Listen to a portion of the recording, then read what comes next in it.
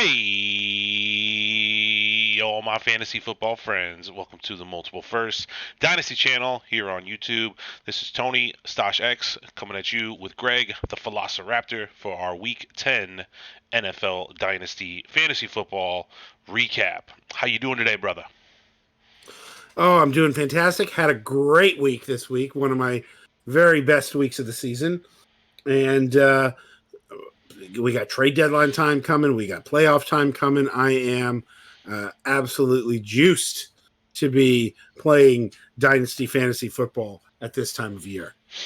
Oh, it's a wonderful time of year. This is the meaty time, man. This is when this is the poop or get off the pot portion of the year for a lot of teams, man. You're out there looking around saying, "Am I in it? Am I not in it?" Did I just lose Cooper Kupp for the rest of the year and now I'm sad? Did Dallas Goedert just ruin my season? There's a lot of stuff. Is Jonathan Taylor back? If you're a Taylor owner and you're 5-5 right now, I mean, what are you doing? Are you selling him? Are you trying to get pieces to help you push with him? I mean, this is There's so many questions, and you have to ask, did you think you were gonna compete at the beginning of the season? Yeah. And then you survived the Jonathan Taylor down period at 5-5. Then I'm adding. Am I surprised to be 5-5? Then maybe I'm selling. Right? There's a lot of moving parts at this time of year, and that's what can make it so fun. It's also really fun as the trade deadlines approach and as the playoffs approach. On the teams where you're not competing, it's time to be making those moves as the contenders start to gear up. So there's lots of opportunity for you out there on all sides. It's a great time to be playing. It is. It really is. It's the most wonderful time of the year, if you will. I had a lot of close games this week. I lost one on that Goedert touchdown pass right at the start of Monday Night Football. I was so sad about that because I needed Goedert to stay under 7 in a tight end premium, and he just broke my heart right at the beginning. Well, that's not. Yeah, no. Yeah. He came in as an underdog on that one, at least. Yeah, but there was I wasn't holding my breath. But there's just a lot of tight games, man. I had several matchups decided by like 5 or fewer points, one way or the other. I won a few of those too. I was playing a lot of rivalry games, a lot of guys that are close friends of mine. I was playing against. I was able to beat a few of them. But how'd the week treat you, brother? Like I said, I had one of my very best weeks of the season. I had a loss I needed to win in one league that that means a lot to me. But other than that, I only lost in leagues where I'm tanking. I just absolutely pretty much slayed and ran the table. Controlled descent, they call that. It was a good week for my builds. A lot of I have depth. I tend to do well in the bye week period, because I tend to build deeper teams with a lot of wide receivers that are interchangeable. And so I had an excellent week, all told. And most of my teams are starting to gear up for the playoffs and or, sitting very pretty for next year's offseason and draft, if that was where this was all going all season. Yeah, I was able to get a close friend of mine from high school, and him and my girlfriend and I, we all went over to my parents' house, and we had some steaks cooked on the grill, and I brought over a French silk pie or Marie Callender, and we had some drinks, and we were able to just chill out, and we were trying to watch a Browns game, which was an absolute debacle, but we ended up flipping the channel over to that Vikings-Bills action, which ended up being just awesome. Having family and awesome football was just the best. But that Vikings-Bills game was insane game. Oh, wonderful finish. Yeah. Yeah. I mean, I missed it. I went back and watched it, but I was watching my Broncos slog to another defeat, and that I may be moving off of that for the rest of the season. We'll see. Yeah. What's your Browns record now? What are we? 3-6? 3-6. Yeah. Deshaun's practicing again. That's interesting. But probably too little, too late. Probably a game worse Yeah. than they needed to be. Yeah, it was that Jets game that they blew early in the year. That's still If you're haunting. 4-5, then you're feeling like you can turn it over to him. Yeah, there you go. I was saying it after they did it, but that Browns when they beat Cincy on Monday Night Football on Halloween, like that was the highlight of their season for the Browns, and that's gonna hold true. I think like beat the Super Bowl runner-up at home on a holiday, like division rival. Like that was it. That was the best things were gonna be for Cleveland this year. But let's talk about some fantasy action. So I was super active this week. I made several trades across my leagues. You probably saw me make a few of these to all of our avid fans out there. I want to throw a couple of these trades at you, trying to get your feel for them. So I did in a 16-team Superflex league, a 16-team league where I'm loaded with picks. I have like 15 total picks in the first 2 rounds of the upcoming season. A guy was trying to move Justin Herbert, and I traded away 2 23 first-round picks, 2 of them, a 23 second, and then a 24 first. So 3 firsts and a second, with one of the picks being in 24 for Herbert. How do you feel about that in a 16 banger? That's a lot. It was a lot, man. I paid up. Okay. So, what were your pre-existing quarterbacks? Kenny Pickett. That's it. That was the only QB I had. And you're a contender. No, I'm terrible. I'm taking. And you're not a contender. I'm awful, but I. How are the picks? One of them's really good. Not like really good. One of them's a playoff contending team in 23. The other one's like the guy who's out of the playoffs. But so that'll be a top 10 pick for sure. And then the 24 pick is like one of the best teams in the league right now. And the second round pick is a team that's out of it as well. So like, I don't know, like 18, top half first, 19. top half first, and then like a middle first, and then like a top half second, all in 23 for Herbert. And then a potential, and then a first the next year. Yeah, and then a 24 pick that could be, who knows? Like that's the price, but that is pricey, man. Yeah, I don't mind it. I probably could not have done. Yeah, I have the team on the league. I have the team on screen here. I still have 6 first-round picks in 23 and 8 second-round picks in 23 after making the deal. So that's why I felt confident. Oh, well, then I guess I can make that. That's a lot. Yeah. I don't mind that then. I didn't do a draft breakdown on this league, the 16-team league, but this was insane. A 16-team league, I didn't make a pick. I did not select a player in the first 150 selections. I just traded back infinitely. Yeah. All rookies. Yeah, all rookies. Yeah, it was a vet rookie split, and my vet draft was just all trade backs. Like literally every single deal was a trade back. It was pretty crazy. I'm gonna throw another one at you. So I made another deal in a place where I'm contending. I was a 5-4 entering the week, and I've been riding Justin Herbert plus whoever I could pick up in my Superflex along the way. Like I had Andy Dalton for a while, or not Andy Dalton, I had Cooper Rush for a while.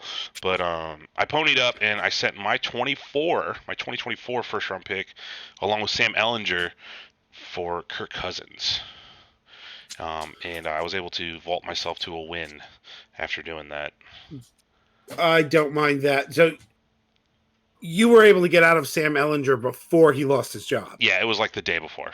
Yeah, that's A+ work. Sometimes that happens, and sometimes you're the other side. And when you make the right move there, it's absolutely wonderful, and it sounds like you did. So that's A+. What you got? What else? For Kirk Cousins, I like that. Yeah, it's like I'm drafting my 24 draft now, and I take a starting quarterback. But the team's 6-4. I have like Herbert, Pollard, Jacobs, Olave. Who else? We have Kenneth Walker on here. So he's a high plus quarterback too. Yeah. For multiple seasons, you're attached to Justin Jefferson. I love it. I love it too, and it was like shortly after the Hawk. It was not so long after the Hawk trade, right? Or that recently happened. That's right. So That's good. That's good. Gave me some confidence in it. You made a deal this week. I did. I fell to 3-7 in a league where I thought I was going to contend, or I thought I would have more of a contending look. I had some bad injuries, and I had some real bad luck. I'm in 10th place by record in that league, but I'm a lot better by points. And yeah, you are 1,719 points in taxi stand. There's yes, there's a 7-3 team with less points than you. right, and I'm sitting at 3-7. Right, exactly. So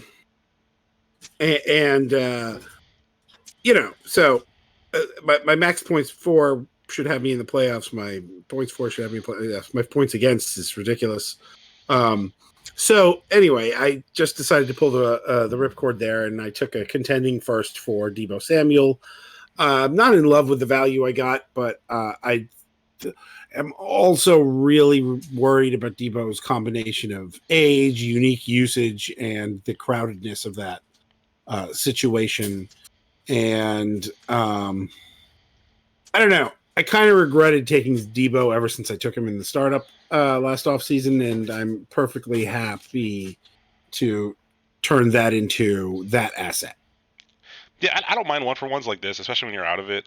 I view deals like this as like bet on yourself type deals, because you're getting a pick, which is a reroll. So what you're saying is, I can select a really good player in the future. I get to make a new decision, and not be locked. Like, nothing bad to say about Deebo, but like, you're really good at fantasy, Greg, and I'm confident that you'll hit on that pick, even if it isn't a primo pick. They're all. But the other thing is, yeah. Like, I needed to pivot out of a wide receiver and into another position, and that's a way to do that too, yep. Right? Is if you can't go straight across player for player, and if you're a rebuilding team, the contending team might not want to give you like quarterback and running back assets, right? So you can go get those in the draft. And that was a 0 RB build where some of the RBs I was going after didn't quite hit, et cetera, et cetera. So anyway, I was happy to make that move. Did you make any additional trades? Yeah, I made one more move. I do trade away 23 first occasionally, and in another league where I'm modestly competitive, I'm 5-5 right now. I have the league up on the screen. I had 6 23 firsts total, and I sent one of them, a non-playoff team. I sent one of them straight across for TJ Hockenson. I had a void at tight end with Hunter Henry and Noah Fant. I was just rolling the dice between them every week, and I sent what's probably going to be like a 1.4 to 1.6. Somewhere in that range. I sent that pick straight across 1-for-1 for TJ Hockenson, and it's a tight end premium league. It's a half-point tight end premium, and I'm really satisfied with the move. Hawk makes me much safer, legitimizes my contending hopes, and with this particular league, I've been kind of making like one move every week or every 2 weeks to like slowly build this roster out. I brought in CeeDee Lamb not too long ago. I brought in Rhamondre Stevenson right at the start of the season. I tiered down from Mac Jones into Daniel Jones and picked up some picks in the process, which was sweet. Yeah, I'm really excited for this, and to be able to draft Hockenson, because that's what I'm doing. I'm essentially drafting Hockenson in the top 5 next year, but doing it right now today. That's what the trade dictates, and I like that. I like manifesting that value. There you go. Well, do you think that makes a big difference in your contendingness for this year? Your contending run for this year? I do, because I ended up losing this week after making the deal, but I lost to a team that's 9-1, and that was the team I was telling you where I lost to the Goedert touchdown. I ended up losing this matchup by 3 points, and it's a 9-1 guy who's in first place. So like, I could have beat him. I could have knocked off first place. I could have, established myself as being one of the elite championship contenders. I'm currently sitting in 7th. I'm playing against a team that's in the playoffs right now. Every single week in this league is its own major event, and I'm trying to make it happen. I mean, this was a $100 buy. That's like got an Empire pot baked into it, and I'm trying to toe the line. I'm trying to keep some good picks while just sending away some picks and decent deals, and not purchase wins, but like manifest wins. Oh, my dog's getting up. Yeah. Sorry about that noise. No, you're good. Yeah, so that's a little rich for my blood, to be honest. For Hockenson? I don't. Yeah. I'm not into giving up anything in the 104 to 106 range for these tight ends who aren't Mark Andrews. Yeah. But I get it. I just kind of am okay. I kind of like Noah Fant rest of season, honestly. I think that situation has started to clarify. The Will Disley weeks have gone away. And I just would have rolled it that way. But I don't hate going out and trading for one of these guys, but I'd be into trading like 10 for an answer at tight end than anything that could have a chance to end up being Jahmyr Gibbs. Yeah, and there's maybe a chance I could have pushed a deal like that through. Maybe I could have made it a late first plus like a second in order to get it to happen. But it is what it is. It's I was able to accrue so much value through the draft process and through the offseason that I'm not afraid to give a little back to the field. Sometimes that's okay. That's okay. I wouldn't say I'm taking a loss, but like I can definitely see a little bit of value leakage from a move like that. Yeah, I appreciate it. So let's talk about some buys and sells for the week. Buying and selling. All right, so Tony, I think you've got a couple of buys for us this week. Give me one. Yeah, I'm buying some rookie running backs right now. Brian Robinson is at one of the tops of my list. So Brian Robinson is a purchase for me for the Washington Commanders. Robinson is currently the RB26 on Keep Trade Cut, and I see him moving up from there. He's got a pretty easy schedule moving forward. I mean, you're looking at Houston is the worst running defense in the league. Atlanta's okay. The Giants are okay. Then a bye back to the Giants in San Francisco and Cleveland. A few of those games are against some weaker Ds. The bye in front of him kind of blows, but Ron Rivera really likes this guy. I love the story behind it because he, dealt with what he did in the beginning season, getting shot, and this guy has established himself as the early down back for this Commanders team. Carson Wentz comes back, they might see elevate and play across the whole team. But 26 carries last week. I love that volume, and I just really like the player. I think he's a very talented runner. Brian Robinson's a buy for me right now. Yeah, I think I like all of that. What would you pay for him? What would I send for Brian Robinson? I'd be fine. As a contender, I'd be fine sending my second round pick for Brian Robinson right now. Okay. Absolutely. Would you send your second and a third? Probably. Yeah. I'm going to try to get fourth back in the process just to not lose too much value. I'm just saying, like, let's assume you shopped everywhere else and that was the best offer. You making that offer, or you just standing pat? No, I would definitely send it, especially if I have a hole at RB. Like, there you go. Who got hurt at running back? Like, if I was riding on Fournette and now it's looking rough for him, just to stay fresh. Yeah. Right, like Clyde. If Clyde was your bench guy and you were real thin now. Sure. Yeah, definitely some stuff. Okay, very good, very good. Who you buying? All right, so I am buying Cardinals wide receiver Rondale Moore. Rondale Moore is a PPR breakout player this season, and there's been some interesting stuff about how his usage in the slot has been different than his usage outside. When he's been in the outside positions, he has not managed to have the same kinds of big game impacts, right? So he played one game outside where he had 2 targets, right? But when he's been in the slot, it's been 8 targets, 10 targets, 8 targets, 10 targets, 13 targets. Still hasn't cracked 100 yards, but he's been cracking 90 yards a couple of times. Got in the end zone once. He's had 5 carries on the season. And it's just very clear, like Zach Ertz is going away, right? So I know people are going to be into Trey McBride, especially maybe not in your like shallower redrafts and things, but like in your 2 tight end formats and your tight end premium formats, people are going to be into Trey McBride. And I think this is actually Rondale Moore picks up some of that slack. And what we see is when Hollywood Brown comes back, and they activated his practice period, right? So that doesn't mean he's coming back this week, but could be anytime soon. When Hollywood Brown comes back, I think you just see Hollywood and Hopkins outside and Rondale in the slot, and McBride will be on the field, but I think there will be plenty of work for all three receivers. And I would be very happy as a contending team to send, let's say, 2 seconds worth of value for him, right? So my contending second round pick and let's say a second round guy I drafted this year who hasn't quite gotten an opportunity, like David Bell or John Mechie. Right.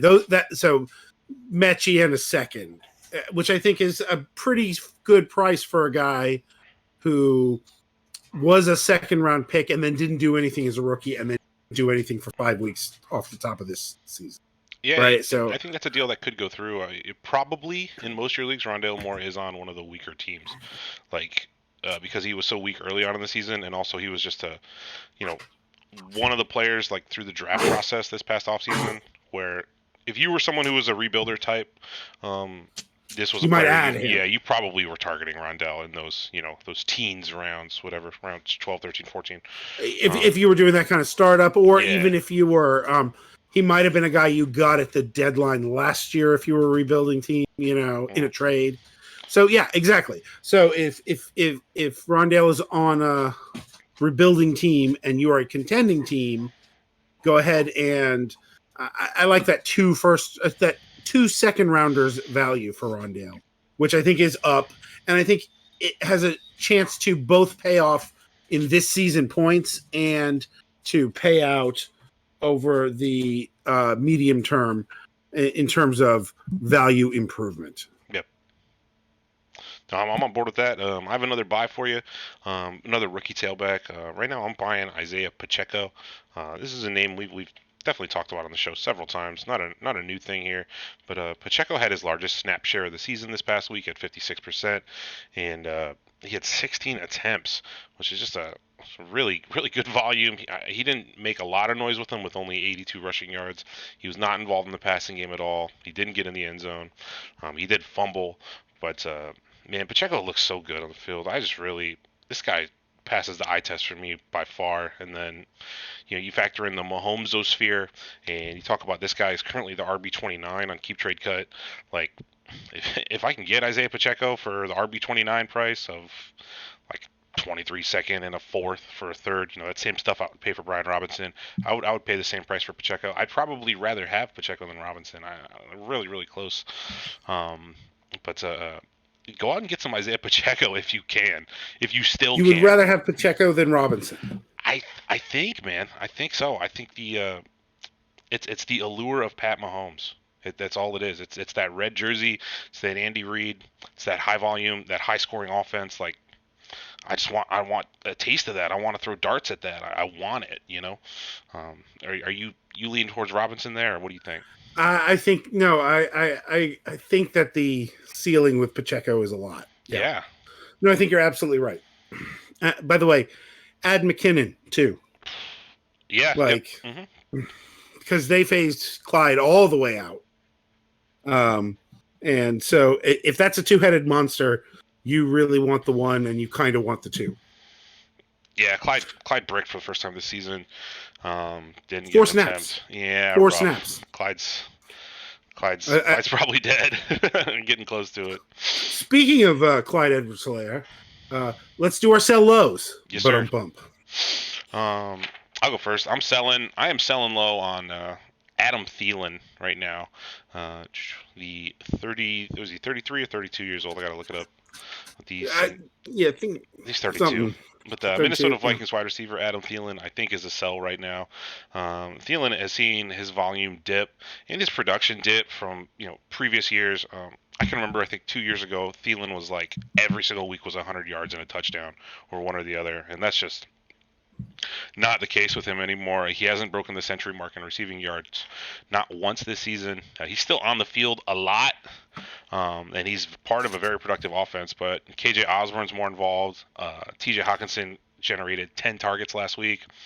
Dalvin Cook's doing it. Like, the offense is rolling. The more they're winning, the less involvement Thielen's going to see. Justin Jefferson is clearly the alpha omega of this offense. I don't see a lot of value moving forward in Thielen. And then also, just throwing this out there for you Thielen owners, the Vikings can get out of his contract at the end of this season for like a lower dead money hit. It's only like $12 million or something. So his contract's written through 2024, but they may release him or force him to restructure this offseason. So like the future for Thielen, age aside, is not looking too good. I'm selling Thielen. I would let Thielen go for a 23 third round pick if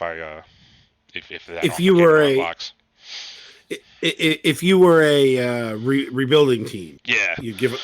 If you were a contending team, would you mind renting Thielen as a depth as a break glass kind of piece for a late third round pick? Yeah, I don't mind that at all. It has to be in one of those leagues though where it's big starting rosters. One of those 3-4 flexes, right? 3 wide receiver type leagues. If you're only starting like 2 wide, 2 flex, you're only starting 4 players. You can't play Thielen anymore. Thielen's not breaking into my roster anymore. Yeah, and that's one of the biggest reasons why I'm letting him go. All right, very good. All right, so let me give you my sell low. I think this one is just a little bit spicy, but for me, I'm ready to sell low on DeAndre Swift. No, not my boy Swifty. Yeah, like I just so sad. Yeah, I would if I were a rebuilding team, I would trade him to a contending team for their contending first and second. And I think a contending team looking to buy a running back might be interested in that kind of deal. Yeah, it would be.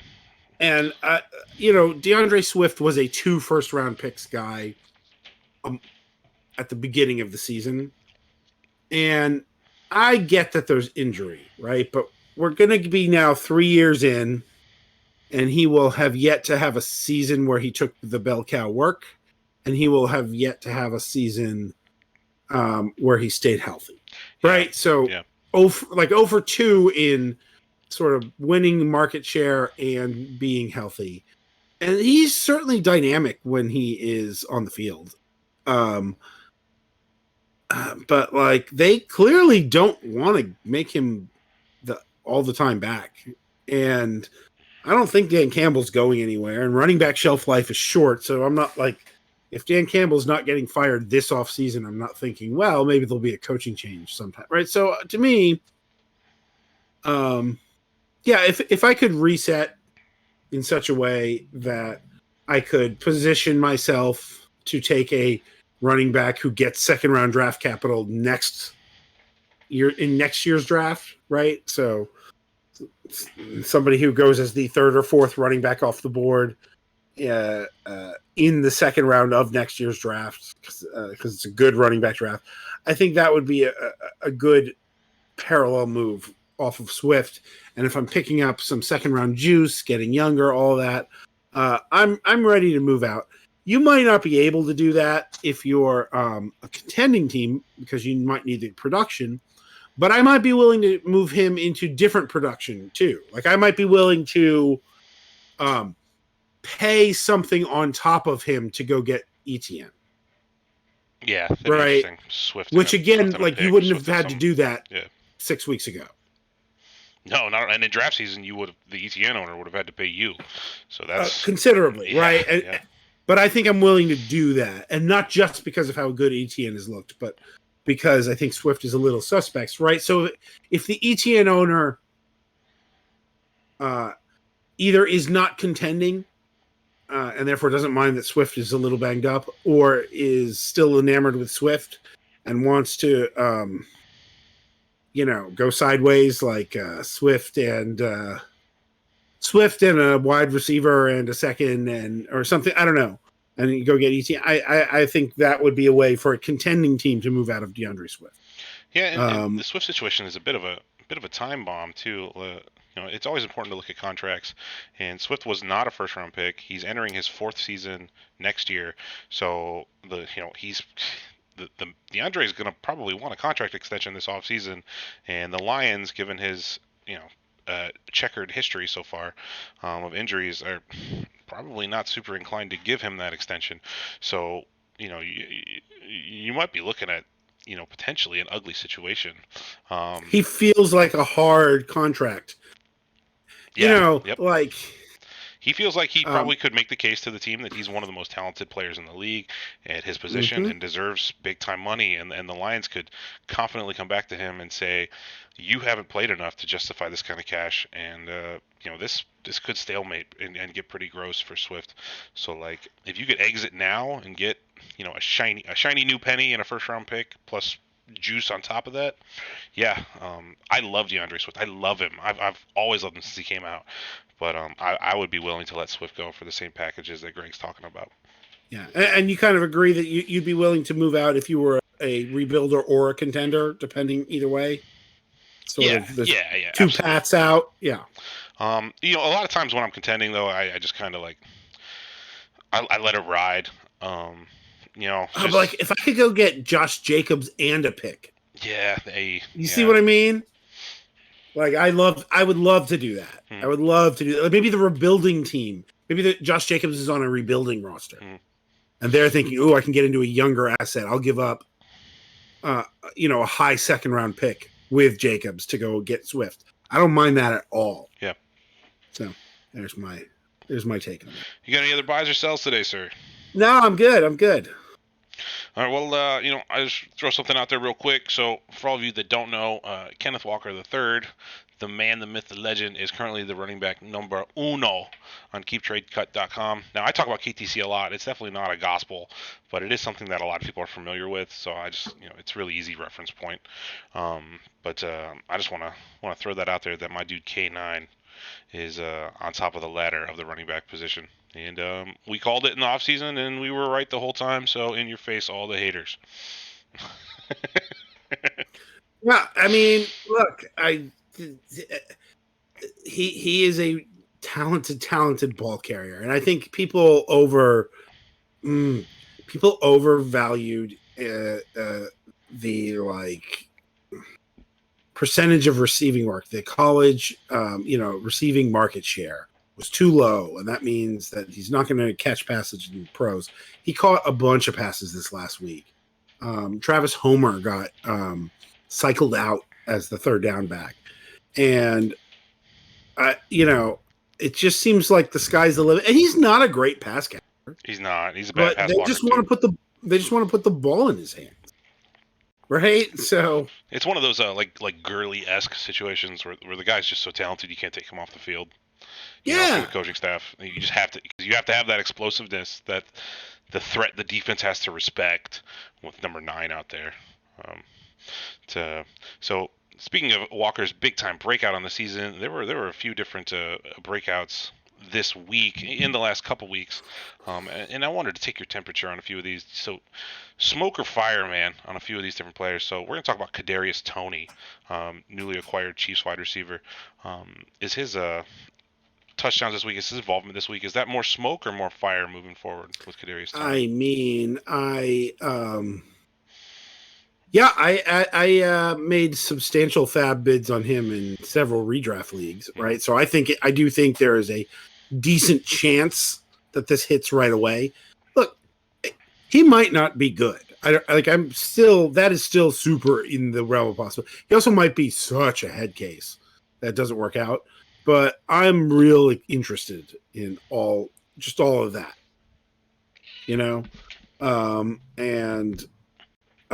so I think there's a decent chance that he is the most productive wide receiver in Kansas City rest of the season, especially if Juju misses the first week and he gets a 1 week head start on that, right? So from this moment to the end of the season would not surprise me at all if Toney was the most productive. Yeah, I think that's fair to say. So it sounds like you're leaning more towards the fire. Yeah. Yeah, I'll say fire. But look, it's a risky fire. But yes, you could get burned by that fire. Oh yeah, it hurts. It stings you. Stings your fingers. I'm with Greg. I think it's a little more fire. I really like the talent Kadarius Toney has. Seemed like he was upset in New York, and then he got in the coach's doghouse. And a lot of times these players they just need a reset, man. I really like the fresh start for Kadarius Toney here. I'm not out there sending my first round pick for Kadarius Toney by any stretch. In fact, I let him go for Gabriel Davis straight across in one of my leagues, and that still holds true. I think I'd rather have Gabe Davis than Kadarius Toney. But ask me again in 3 weeks. Yes. But the ceiling is better for Toney for sure. Yeah, Toney could establish himself as the number one wide receiver on this offense over the course of the next month, and then be a dominant force in the fantasy playoffs. Like that's totally in his range of outcomes. I traded him in one league. I traded him away in one league the day before that move got made. You probably didn't get very much for him. Well, it was a big old pack. Mm-hmm. So I didn't come out too badly. What did I give up? I got back Henry and Eckler from a very a bad team that needed to get rid of the older assets, and so it was a bunch of AJ Dillon, Kadarius Toney, Mac Jones, Laviska, like all that stuff, and I got the two big running backs back, and I don't mind it, but I thought I was giving away a bunch of pieces I didn't. I wasn't gonna love, and then Toney immediately became this upside piece. I'm very interested in what's going on with Toney. Who else you got? Give me another smoke or fire. So the biggest breakout of the week was Packers wide receiver Christian Watson. He came out there and had a 3-touchdown performance in their victory over the Tennessee Titans. Christian Watson, are you smoke or fire on? Fire. He leads the NFL in receiving yards per route run. Does he really? Yeah. Oh wow, I didn't know that. Oh, and per route run. Okay. Per route run. Yeah. I get it. But he has not run a lot of routes this year. Yeah. Right. He's missed a lot of time. And I don't love he had a concussion and then came back and got another concussion. Right. So if he has like a third concussion this season, he could miss a month. Right. So yeah, look, there's concerning stuff. By the way, he dropped 2 touchdowns this week. I don't know if you're saw that, or he dropped 2 long passes. Right. So there were, there's continue to be red flags about Christian Watson, but I'm buying that too. Like boy, by the time we get to the end of the season, Sky Moore is going to be the only guy you could have taken in that range of the draft that won't have had some moments where they look great, right? Like whether it's Watson or Dotson, Pickens, Olave. You know, I mean, right, Olave, right? That whole Jameson a little bit, but right. Yeah. But we all kind of knew that that was baked in. But so yeah, Watson, man, some of those he is just another guy to add to some of those rosters that have a bunch of picks from next year and a bunch of rookies. Yeah, man, those are going to be scary rosters. Yeah, I'm digging on him. So let's go to tight end position. A breakout of the last several weeks is Chicago Bears tight end Cole Kmet has been riding the wake of Justin Fields' monster performances. Cole Kmet has 5 touchdowns over the last 3 weeks. Smoke or fire on Kmet? A little bit of smoke, I think, but like good to see. I think he is somewhere in between what we saw the first, 8 weeks and then the last 2, right? But so if somebody wants to pay you like he's a top 6 dynasty tight end going forward, I'm selling, right? Yeah. But I like Justin Fields' performance recently so much that I'm happy to keep riding Cole Kmet in most leagues. More of a hold, right? There's a little bit of 5 touchdowns in 2 weeks is it's a lot. That's an outlier stretch. Yeah. It's very, very stretch, right? Okay. And he could be pretty mediocre the rest of the way and still finish as like a tight end 1 on the season. Because the season exactly. He could catch 1 more touchdown pass and still be like the tight end 12, tight end 13. Right.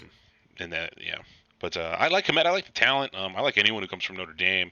I just think those players are usually pretty good to own. Um, I'm in on Fields being sweet and continuing to progress. But yeah, I'm with Greg. I think I lean smoke on this. Not that he's a bust, but he is not, you know, the tight end 10 in Dynasty. I don't think I would have him probably just a shade outside of that for the time being. Um, yeah, and then I got one final name to put out there for you. We're going to talk about a Houston Texans wide receiver, Nico Collins. Collins had 10 targets this week, and Brandon Cooks has been absent from practice lately. It looks like Nico might be stepping in as the number one receiving option on this team. That's heavily Fire. negative game scripts. You're fire on 6'4" Michigan man, Nico. Yeah, and the nice thing about Nico Collins, I have a decent. The nice thing about Nico Collins is I don't mind adding him in a lot of formats. Like as a rebuilding team, I don't mind adding him. Like if I'm sending off my Deontay Foreman share, and I'm, all they can offer me is a pick that looks like it's going to be 210, 212, right? Well, okay, you give me that and Nico Collins, then I'm happy to move out. You know what I mean? Like, I'm happy to take him as a rebuilder, but also if I'm a contender and I'm looking to spend my contending second round pick, I don't mind spending it on Nico Collins for the stretch run, and then I've got an asset going forward into future seasons. I think he's impressed me with solid ability to command target share despite poor quarterback play, and despite, when Brandon Cooks is missing time, it's like Chris Moore and Philip Dorsett on the other side. That's just garbage, yeah, right? It's nothing. Yeah. And he, and Amari Rodgers now. They just claimed him. Yeah. Right. And so, yeah, I think, John Mechie's there. I think Cooks won't be there next year. Yeah, I agree. And I think you're going to get it. You're going to get in on the ground floor of the Bryce Young, CJ Stroud show, right? And I'm all into that, man. Yeah, that's my favorite part of the story with Nico, and I'm on more of the fire side as well. This is someone you can get for so cheap, and you might have the number one receiver for, an elite young quarterback, whoever it may be. I'm just thinking about this. That could be a Bryce Young, John Mechie reunion. Mm-hmm. Yeah, little Bama. That just popped to me that's out there, right? Like, so that could give him a little bit of a leg up, but I don't think that really impacts what we're talking about. I'm very interested in Nico Collins. He's shown everything he needed to show me. Honestly, he was he ran a couple of routes on Pat Surtain a few weeks back where he got a little bit the better of him. He's a very good player. I think he's a very good developing player. Yeah, he's cut from that to like Mike Evans, Chase Claypool, cloth of just being a big, freakish monster out there. If he could just, get the refinement in his game down, and the team can get, an upgraded quarterback, there could be a lot of green in the future for Nico, for sure. Hey, let me throw one more smoke or fire name at you. What you got? Darius Slayton. Darius Slayton. I love Darius Slayton. I really enjoyed him as a late round dart this past year. I'm going fire on Slayton. The Giants just have nothing at receiver. I'm in on Daniel Jones. I have lots of his shares. I'm not looking to move him. I'm in it for the ride with D Jones, and Slayton looks like he's establishing himself as the receiver to own in this offense. I've always liked the talent on him. I think he runs crispy routes. He's got good hands. He's evasive in the open field. He's got good straight line speed. 25-year-old impending free agent. Yeah, and who knows what happens to him moving forward, but I hope he stays in New York. But Slayton, he has a 100 target season under his belt, doesn't he? A couple years ago, something like that. I got to look him up. No, he has a 90. Yeah, he has a 96 target 50 catch, 750 season under his belt. He's been productive in spurts throughout his career. Yeah, And, yeah, he's got 15 career touchdowns, right? That's not nothing. Yeah. And he has always averaged. I think he's got a career average in the 15-ish range for yards per catch. He's an exciting player. He has put up double digit in PPR in 4 of his last 5 weeks. He has only played significant snaps for the last 6 weeks, right? In 4 of the 5 weeks, he's put up double digit PPR points. He's got 2 touchdowns. I think this is a good, not great player. And it's fair to say. Yeah, I don't think he's great. I like him. Yeah. But I think for the rest of the season, you're going to get reliable targets from him. And you don't have to pay a lot for him. So I just think that's kind of a little bit of a breakout for a guy who didn't have anything going for him. Was a healthy scratch the first month of the season. Yeah, and that still baffles me how that happened. I don't know. I thought he was one of the better pass catchers on the team during the season. He's just baffling me. Yeah. Like that whole everything, and Kadarius Toney was baffling, right? Like that whole thing is weird. You're talking about the highest paid wide receiver in the NFL, Kenny Golladay. Richie James getting snapped.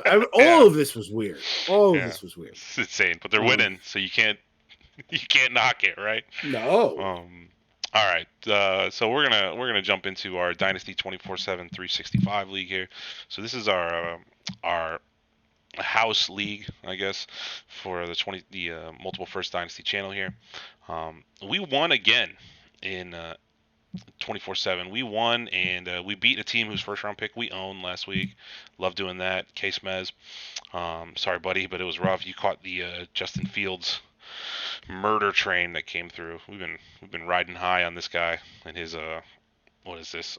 Over 150 points he's put up over the course of the last 4 weeks. Field has been insane. We have Josh Allen. We have a lot of good supporting pieces. Guys like Smith, the aforementioned Darius Slayton, George Pickens, Brandon Ayuk. We are squatting on 5. Schultz has been a real... Schultz coming back right when... or not coming back, but... he did come back, and he got Dak back right when Fields got hot. And that also really helped solidify our lineup at that key moment, I think, too. This has been a roller coaster in the season. We had a rough start. I think we started 1-4, something like that. Mm-hmm. 1-4. We sold Saquon. We sold Sanders. We got a whole mess of assets for the deals we made, and we sold Dante Foreman. And now, Greg and I have been looking at this, and we're kind of trying to find ways to squeeze some more value out of this on the front end. Maybe buy low on or not low necessarily, but buy a running back who is on the cheaper end. That could pop down the stretch, and maybe make a run at this thing. I wanted to talk to you about this a little bit because, we're 5-5 and that's cool, but we're still in 8th place, and our points are so low that we're not going to get any tiebreakers. So we gotta really, if we're gonna do it, we gotta do it. But we're also one game out of 3rd. Right. Yes, it's, and we've got 4 weeks left to do it. We're playing against the other 5-5 team this week. Yeah, I'm looking at our schedule, and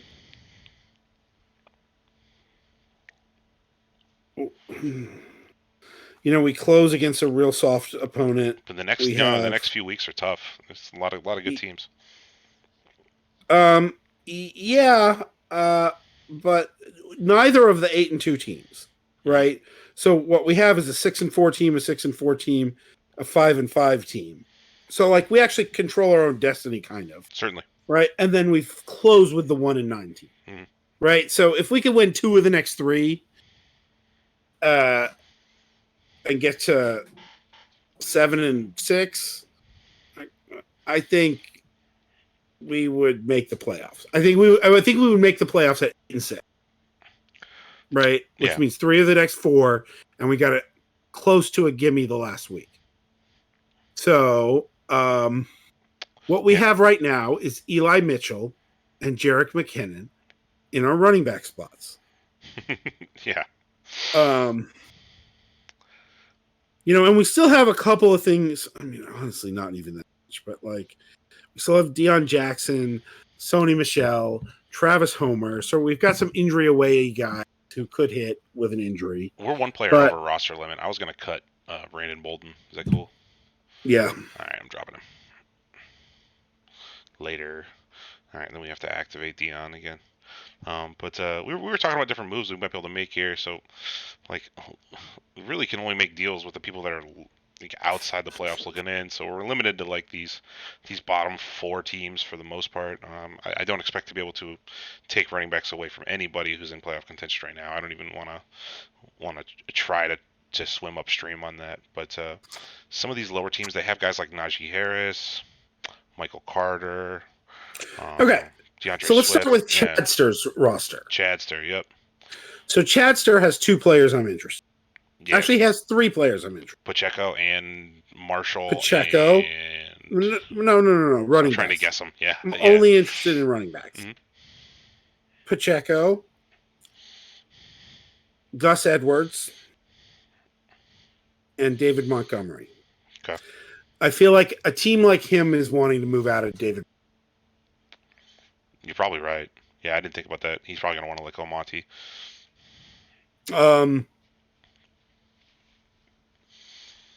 Would you offer a 2nd-round pick for David Montgomery, given our situation? We have 5 1s and 4 2s. Yeah, I'd be perfectly fine sending a 2nd for Monty. You're probably on board with that too. I am.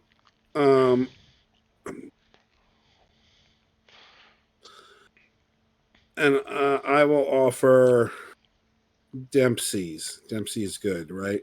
Yeah, Dempsey's one of the better teams. Yeah. So that would be an 8-2 team's 2nd-round pick in exchange for Monty. I don't know if he's going to take that. We might have to put. He may counter.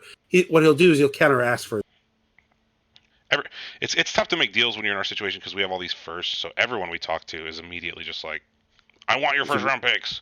And like, they just immediately attack them in counters. So it gets weird. But he might ask for his own 2nd back. I'd give it to him, I think. I think I might. Okay. So now the next question is: would you offer the same pick for Pacheco? No. You wouldn't offer that 2nd-round pick for Pacheco? I think you can get it for less. I think we could. Dempsey's pick, that high pick. Yeah, the very late one. The 8-2 team 2nd. Yeah, I would offer that for Pacheco. Yes, I would. Okay. Yeah, we can send that out. I think then the extension of that is, would we send like a 1st for both of them? I would not. Would you? Because I don't think we need 2. I think what we need is 1. I'm willing to ride Elijah Mitchell for now. Sure. Honestly. And then if you had Pacheco and McKinnon, then you actually like have a little handcuff stuff there. And all of a sudden, like if CMC gets hurt, then like if you got Pacheco to go with McKinnon and CMC got hurt, all of a sudden you'd feel like, okay, now I see the title run possibilities. Yeah. Then all of a sudden you have the Chiefs and the Niners tailbacks both. Right. Yeah. And then you've got with Josh Allen and Justin Fields, which has the potential to be like a league breaking pairing. Right? Yeah, and a bunch of receivers that can do it. Right. Real support receivers. Would you be interested in offering a 3rd-round pick for Gus Edwards? I don't hate it. I'm fine being more liberal with our picks just because we have so many. It's kind of like touching on like what I did with Herbert earlier. Like we just have so many that you can let a little bit of value leak out in order to make surgical acquisitions that are guys you really want. Should we just send a 2nd and 3rd for like a Monty or a Pacheco would be the question too. Maybe try to make sure one of those things happen. Well, we already sent those 2. Let's see. Let's just wait. Would you want to send like? Would you want to offer him like Van Jefferson for Gus Edwards? Oh yeah, I don't mind that. Yeah, I would be fine with right, that. Like because that's the kind of move where a rebuilder might be like, I don't love it, but wide receivers hold up better than running backs, than 27-year-old running backs. Right? I'm gonna send that to him. Like if I just send it. Oh, you used it? I'm sending them right while we're talking. Oh, you're doing them. Okay, my bad. All right. I'll cancel mine. There we go. All right, next team. Jungle Days Fantasy Buff. AJ Dillon. He's going to want too much for AJ Dillon. Yeah, I don't want to pay anything for Dillon. The player to target Dameon here Harris. would be like Dameon Harris. I'd send that third for Harris. No longer, yeah, he's healthy now. Would you send a third this year and a third next year for Dameon Harris? Would you send a third this year and a fourth next year? Yeah, I like that better. Let's try that. 23 third, 24 fourth. 23rd, 23 third, 24 fourth. A rebuilding team might do that. I would probably do the Probably 2/3, wouldn't. but I would want him to like send that Ask to for us. it back. Yeah. All right, and then I mean, Schultz is an okay tight end. Are we trying to go for like a Kittle? no. Okay. Oh no. I think Schultz is the tight end 3 right now. Is Debo worth attempting to pursue? Nope. You were talking about selling him earlier. Okay. Nope. All right. Nope. I'm out on that one. And then the 2-8 team has expressed no interest in trading overtly. So then we look at the 1-9 team. The 1-9 team has Najee. The 1-9 team has Michael Carter. Yeah, when we were talking, we like both of those names. I mean, I would. They also have Tyler Algier, by the way. I'm not sure I love that, although honestly, he did get 8 carries and 3 targets last week, even with Patterson back. It didn't go well, but the Robinson acquisition scares me with Carter, and it makes me not want to pay that much to get him. But I know you like Carter, so sell me on Carter, please. I mean, he has had 14 and 13 opportunities the last 2 weeks. And how long has Robinson been in house? Is it like 1 week or 2? 2, I think. Okay. Yes. It's 2 weeks. And Robinson has had 6 and 15 touches. Carter has had 14 and 13 touches. Last week, Carter had 12 for 76 and a touchdown on the ground, 1 target, 1 catch for 10. Well, that's 2 weeks ago, but that's against Buffalo. It's a good team, right? And the week before that, New England, again, a good defense. 7 targets, 7 carries. So, like, he's on, and both weeks he had a 50-something% snap share, right? So, like, I think he's the lead back in a pretty even split, a 55-45 split on a good team. That's what I think. And he's young-ish. Now, there's stuff not to like, right? Like, James Robinson is a what, a third-year player? Is James Robinson? Yes. James Robinson is in his 3rd season. Okay, but he was undrafted, which means he's at 3 which means he would be a restricted free agent at the end of the season, not a 4th year of his rookie deal. I didn't know that. Yes. Drafted players sign a 4-year contract, right? But the so contract. What's the price on Carter then? I mean, are we offering a second for him? I don't would you offer the same second you offered for Pacheco for him? Yeah, I would. I mean, that's the pivot piece we have to work off of. And then, I mean, and still, Najee's always on my mind. What would you offer for Najee Harris? I mean, I feel like you should be able to be willing to offer a late first for him, but and I would. I think if this was strictly my league, I would be confident sending that out. This is a team effort, so like, I don't know what's our lowest rated first that we have. We have Dempsey, DW, Smez, and Treads. That's 2, 3, 4, and 5 teams. So the same guy, Dempsey, he's 8 and 2. I would send his first for Najee. I would offer that. I'd be more. Hang on. Are we more? I think I would rather offer one of our 2nd-round picks and a player for Najee. That is what I would rather offer. All right, I'm on board with that. What player are we offering? The guy who I think is a sell is Dotson. But would you like to offer Jahan Dotson and the same late 2 for Najee and let him decide if that's worth a counter? Well, I think probably he's going to say I need the higher second, or he'll say I'm not giving him up for less than a first. In which case, I really don't want to be in that conversation right now. All right. Okay. What do you think about that? Yeah, I mean that's fair. I would probably send our middle second, which would be our own second. Part of what I'm trying to do is get them to not be able to all accept at the same time. Yeah. Like if you send the same pick, then all the other ones void. Yeah. When one says yes, Mm-hmm. and if they want to come back, because I don't think we need to buy. I don't really want to give up 2 of our 4 second round picks, but I'd give up one of them. Okay. That's kind of my thinking. So I say let's offer. We have to make some kind of offer. Yeah. I mean, I think Dotson in a second, Dotson in the late second. Dotson in the late second is a fair offer, and then if they want to come back with something else, they can tell us what they want to do. Sure, I get it. All right. There we go. Stuff is out. So we have 6 trades sent out. We got that Najee deal. We got the second for Carter, 3rd and a 4th for Harris, Van Jefferson in exchange for Gus Edwards, Pacheco for a late second, Monty for a second, and then I have this trade I sent out that's still pending, which is one of our first for CeeDee Lamb. You want me to cancel that? I don't like leaving trades open where people.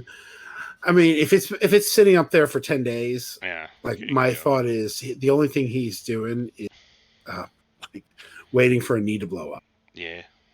Like I just if I have a trade out for 3-4 days, what I usually do is put a 24-hour, modify it to put a 24-hour timer on it, and that'll alert them again.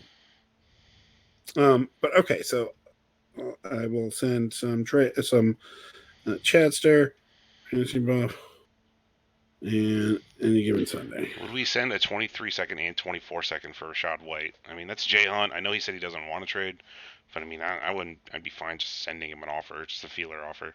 But that would be one of our 23 seconds plus a 24-second for Rashod, just to maybe open up a dialogue with him. How do you feel about that? What if we offer the same Dotson in the late second that we just offered for Rashod White? Yep. He'd probably take that, and I'd probably be inclined to let it happen. Yeah, I'd send that. I think that has a strong shot of hitting. Is that the back we want to offer for? Because he's got James Cook there. He's also got. Yes, we want Rashod White. Okay, all right. I agree. Don't you want Rashod White? I do. He's got other backs, so I just want to make sure. He's got Swift. Just want to make sure. Just want to make sure we're sending the right offer. Yeah. No, I got you. He's got Swift, Henderson. He's got Singletary and Jamal Williams. Singletary is looking at. Yeah. Let me. I'll ask for Singletary for the same one pick. No player with it, just the pick. So Singletary for a pick, and then Dotson in the pick for White. I would send in both of those offers. Yeah, I'm honestly a fan of Singletary. He's a good player. There you go. Jay Hunt is in a 1-on-1 with me. Okay, there you go. Done. Cool. All those are sent out. All right. Well, it's been fun, folks. Hopefully, we'll be able to tell you which one or more of those trades we got completed, and how it helped us get on the right side of 500 to 6-5 on next week's episode. So stay tuned. It's been fun, Tony. Let's go get him in this podcast league. Let's go. I love it, man. I love it. Like, subscribe. Leave a comment. Let me know. Let me know what you think of some of the trades we sent out. If you think they're crazy or not. Let me know how you feel about our smoke or fire. Are you smoke or are you fire on Cole Kmet and Rondale Moore and Christian Watson and all them boys? Hit me up in the DMs. I think we're gonna do a fan trade review show here upcoming. Get you more information on that later.